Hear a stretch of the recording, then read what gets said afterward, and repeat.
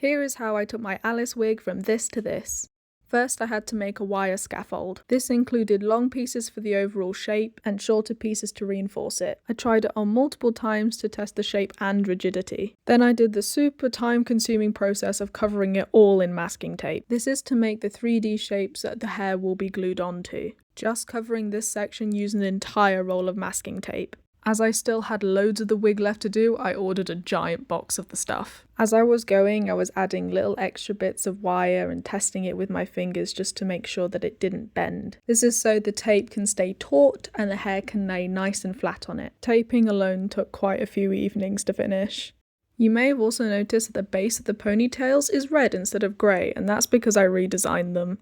The first version was way too thick and I wanted something narrower. Here's a little close-up of it going on and off. You can also see how the wires go into the channels and hook round the bottom. The next part was committing and gluing all the wires down. The cable tie is also there for a little bit of extra security. I filed off any extra so the wires would be nice and flush. The ponytail is super secure and I'm not worried about it falling apart. Another quick wear test before we move on to the other side. Exact same process, except a little bit quicker than last time because I kind of learned a little bit from my mistakes. Also, drawing over a picture where you want the sections to be is unbelievably helpful. This side had a lot of wispy bits, so I used some hot glue to make sure the wire didn't spin and that they were more rigid and secure.